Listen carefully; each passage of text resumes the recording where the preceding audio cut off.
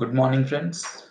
Now we are going to discuss about AP July 1998 examination paper, speed paper, at the rate of 100 words per minute. The book code is SI1.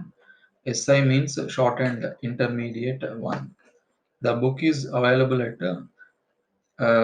National Shorthand School, Vizag. Okay, right.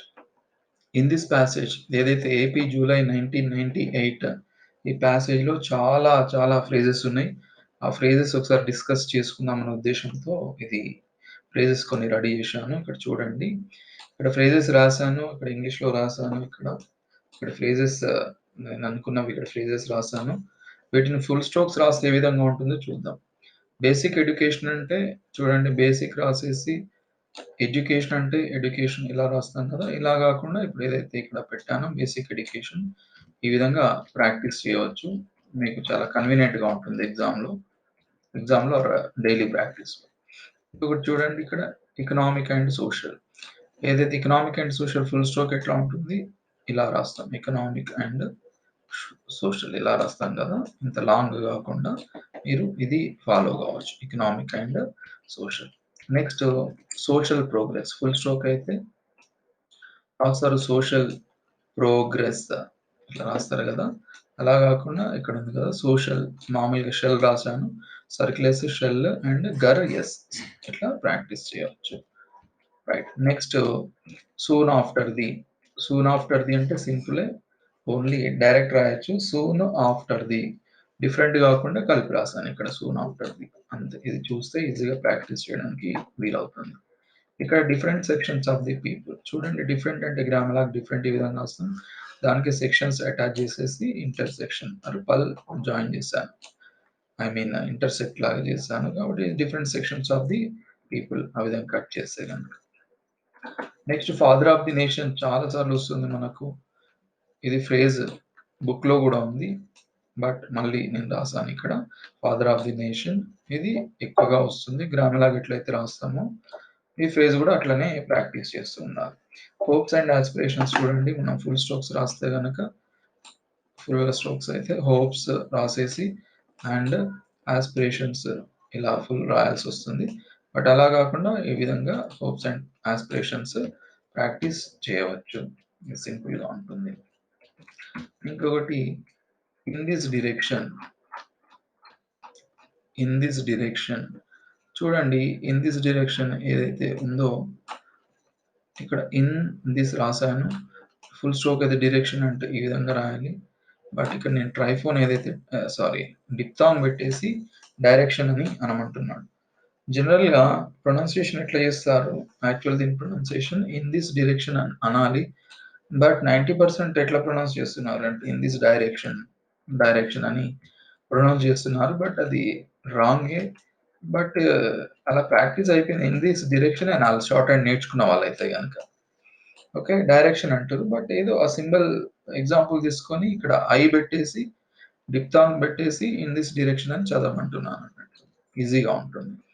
అదేవిధంగా చూడండి, far reaching full stroke అయితే ఇట్లా ఉంటుంది.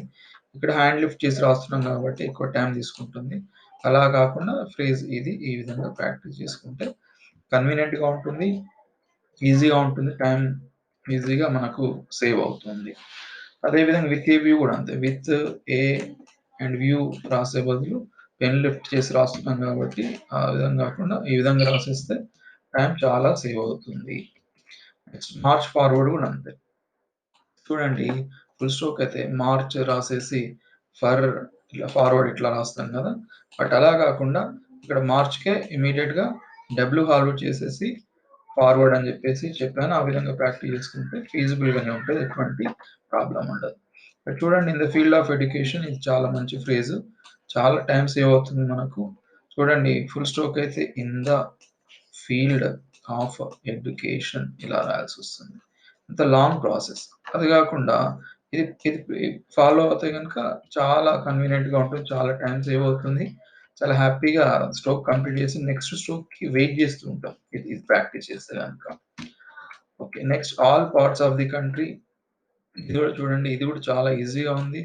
అదే మీరు full stroke రాయాలంటే కనుక all parts of the country ఇలా రాయాల్సొస్తుంది. ఇది లాంగ్ అయిపోతుంది. కాబట్టి ఇలా గాకుండా all parts of the country మీరు ఇలా ప్రాక్టీస్ చేయవచ్చు. నెక్స్ట్ షార్టెస్ట్ పాసిబుల్ టైమ్ కూడా చూడండి. Shortest possible time.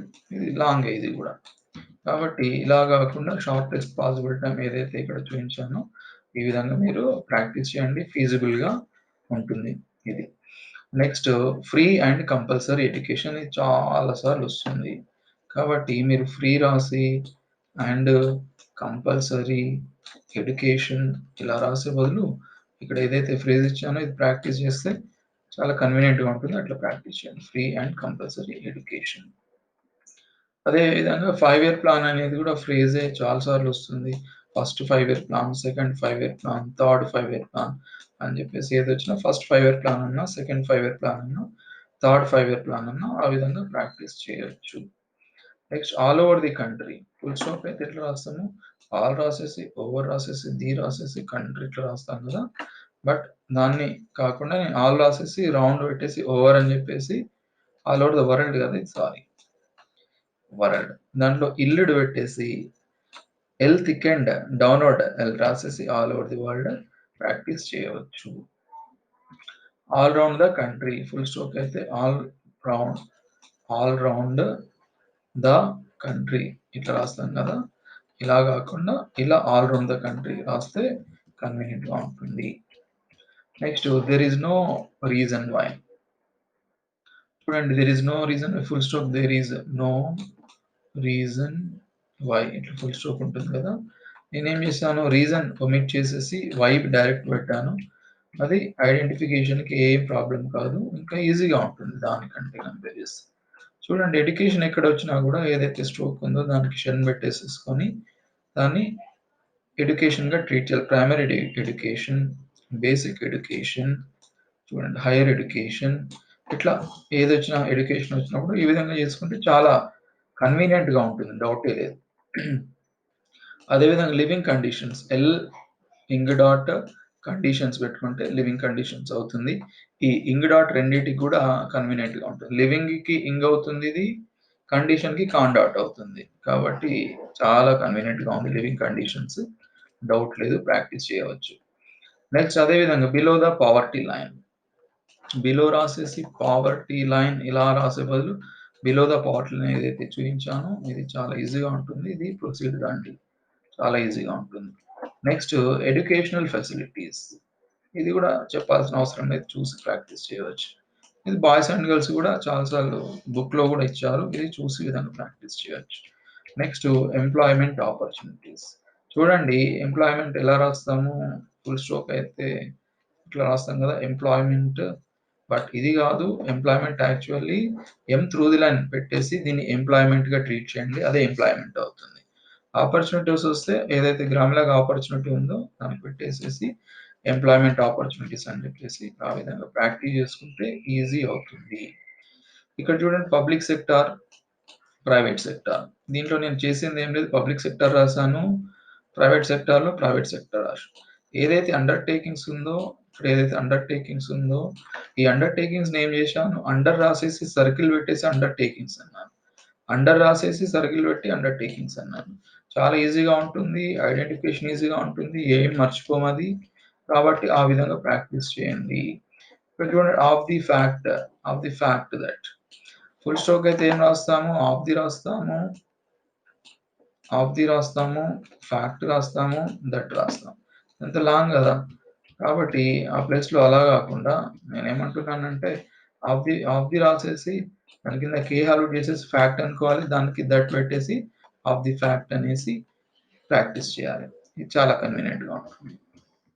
Next urban and rural areas ఏ విధంగా ప్రాక్టీస్ చేయండి. ఫుల్ స్టాక్ అయితే ఇట్లా అర్బన్ అండ్ రూరల్ ఏరియాస్ చాలా ఎక్కువ అవుతుంది. కాబట్టి అర్బన్ అండ్ రూరల్ ఏరియాస్ వచ్చినప్పుడు ఈ విధంగా ప్రాక్టీస్ చేయండి. ఇది చాలా ఫీజిబుల్‌గా ఉంటుంది. ఏం డౌటే లేదు దాంట్లో. Next rural and urban areas ఉంటుంది. రూరల్ అండ్ అర్బన్ ఏరియాస్ కదా! లాంగ్‌గా ఉంది కదా ఇది.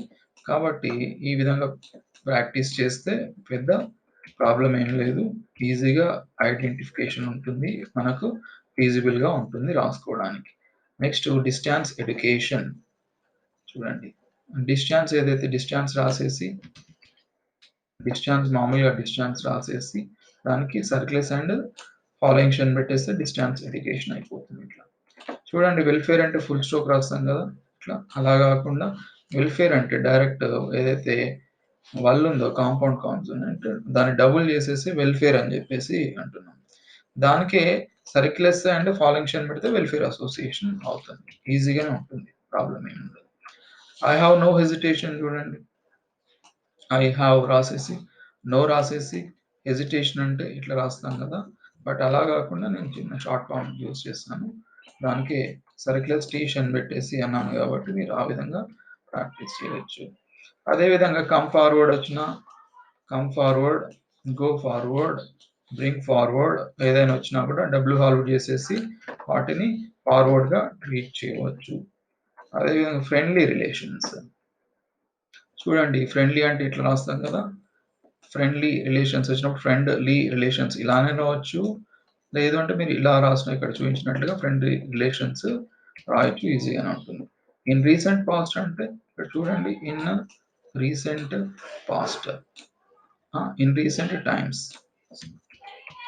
ఇన్ రీసెంట్ టైమ్స్ ఇట్లా ఉంది కదా! ఇలా కాకుండా ఇన్ రీసెంట్ టైమ్స్ ఇచ్చినప్పుడు ఈ విధంగా మీరు ప్రాక్టీస్ చేయవచ్చు. ఈజీగా ఉంటుంది. ఫీజిబుల్‌గా ఉంటుంది. సేమ్ అదే విధంగా కంటిన్యూ అంటే ఫుల్ స్టాప్ రాస్తాం కదా! కంటిన్యూ ఇలా కాకుండా ఓకే. ఈ విధంగా చెప్పాను. ఈ విధంగా కంటిన్యూ మీరు ప్రాక్టీస్ చేయవచ్చు. టేక్ టేక్ నెసెసరీ స్టెప్స్ ఈ విధంగా ప్రాక్టీస్ చేయండి. ఎడ్యుకేషనల్ ఇన్‌స్టిట్యూషన్స్ ఇట్లా చేయండి. Okay. Central and state government central రాసేసి దానికి స్టేట్ పెట్టేసి గవర్నమెంట్స్ ఇట్లా ప్రాక్టీస్ చేయొచ్చు. It's through out the country. జనరల్‌గా త్రూ ఔట్ ద కంట్రీ ఎట్లా రాస్తాము? త్రూ రాసేసి ఔట్ రాస్తాం కదా! నేను దాన్నే హాల్ ఔట్ చేశాను. త్రూ ఔట్ రాసేసి త్రూ ఔట్ ద కంట్రీగా ట్రీట్ చేయండి. ఇట్లా. Next unless and until. Unless and until రాయొచ్చు. అంటిల్ అండ్ అన్లెస్ కూడా రాయొచ్చు. అంటిల్ అండ్ అన్లెస్ కూడా రాయవచ్చు. ఈజీగానే ఉంటుంది. ఓకే. ఒకసారి నేను డిక్టేట్ చేస్తాను. ఇది మీరు మామూలుగా బుక్ ఓపెన్ చేసేసి ప్రాక్టీస్ చేయొచ్చు. Basic education, economic and social and social progress soon after the different sections of the people, father of the nation, hopes and aspirations in this direction, far reaching with a view, march forward in the field of education, all parts of the country, shortest possible time, free and compulsory education, 5-year plan all over the world, all around the country. There is no reason why primary education, living conditions below the poverty line, educational facilities, boys and girls, employment opportunities, public sector undertakings, private sector undertakings, of the fact that urban and rural and urban areas, distance education, welfare association. I have no hesitation. Come forward, friendly relations. In recent times, continue, take necessary steps.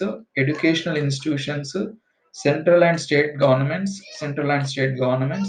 throughout the country, unless and until ఈ విధంగా మీరు practice చేస్తూ ఉండవచ్చు my dear friends.